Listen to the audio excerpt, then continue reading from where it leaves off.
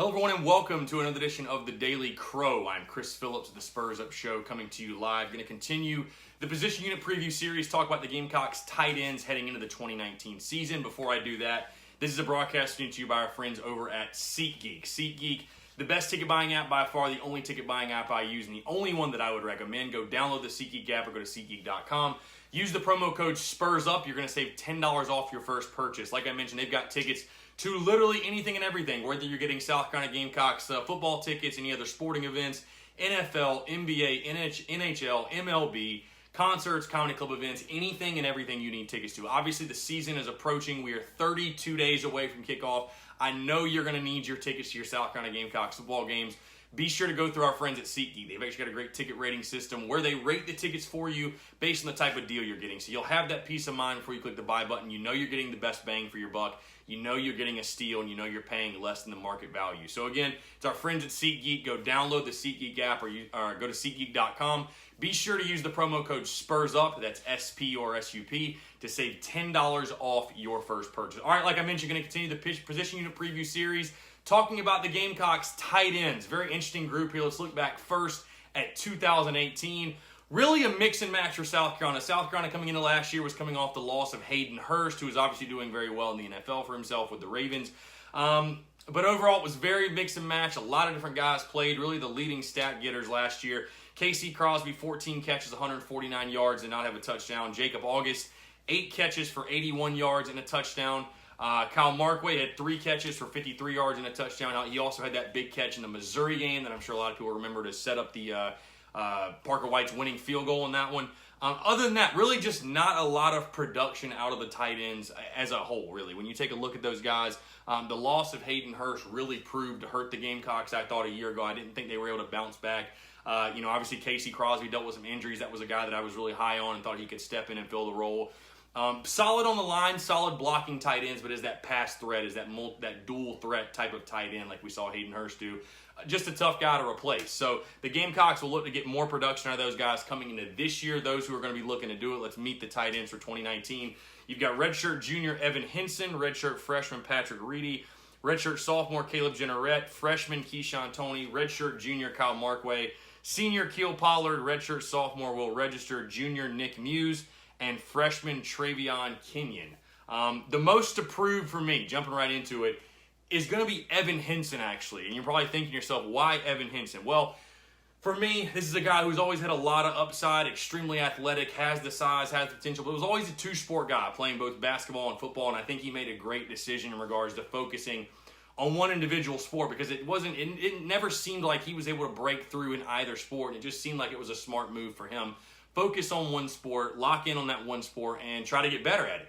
And he chose football. Again, he's a guy who's extremely athletic. Anybody that watched him on the basketball court could tell you that. He's got the size. He's got the upside, in my opinion. And he's really, in his career, South Carolina just never found that consistency. Again, in my opinion, due to just being a multi-sport guy, not being able to focus and lock in. I mean, every time he's trying to go to practice here, go to a game here, go to spring practice, go to basketball season, it was always back and forth with him. So to me, I think a guy who's sort of a dark horse in the tight end room, a guy that could step up and eat up some catches, be a third down target for Jake Bentley, be a guy that maybe makes some big plays for South Carolina in the passing game. I think Evan Henson's a guy who certainly has that capability and has that upside and has that ceiling to be a dark horse for the Gamecocks at tight end. The best overall, no secret here to me, it's Keel Pollard, and it's not even close.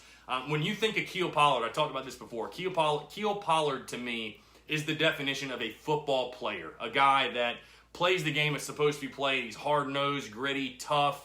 We all saw him last year when he got his helmet knocked off at Vanderbilt, gets up, and kind of reminded me of Justice Cunningham when he did the same thing in Nashville, got up and shook his dreads or whatever. But, you could see the fire, the intensity. He also had the great quote last year where Keel Pollard said, we need to do less talking. Basically, we need to do less talking and do more talking with our pads. And that is just the ultimate football guy comment, in my opinion.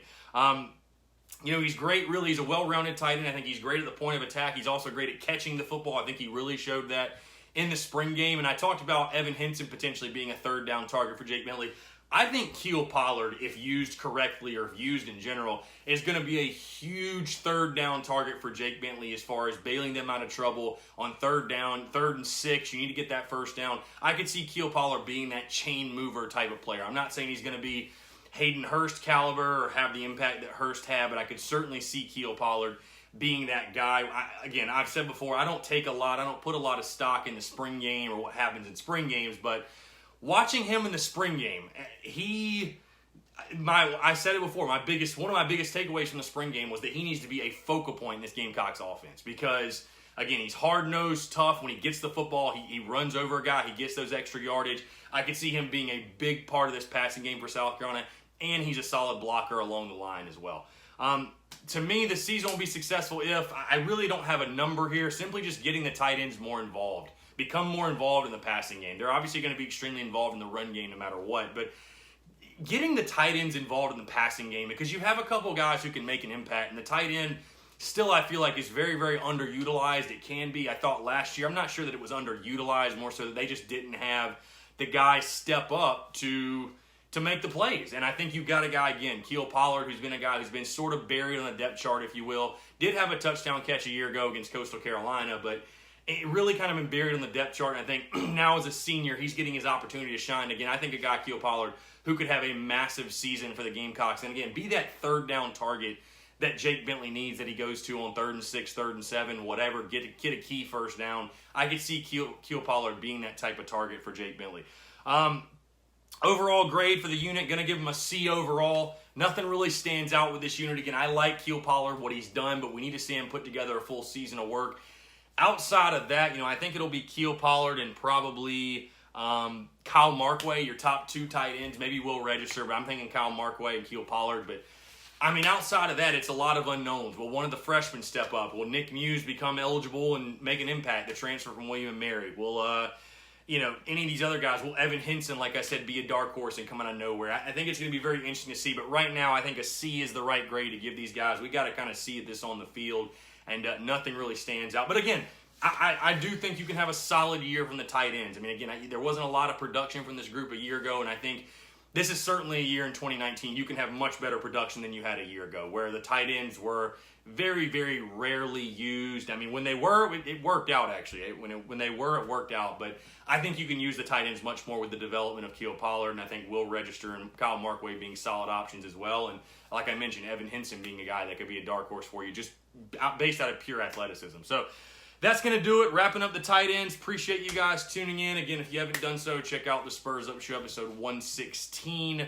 Previewing the special teams and the conversation with Brandon Wallace. Also have a new episode dropping Thursday. Obviously going to talk about fall camp. Fall camp is just around the corner. The season is just around the corner. Like I said, go to SeatGeek and get your tickets if you haven't done so. Save $10 using the promo code SPURSUP. Other than that, appreciate you guys tuning in, and we will talk to you soon. Thanks so much.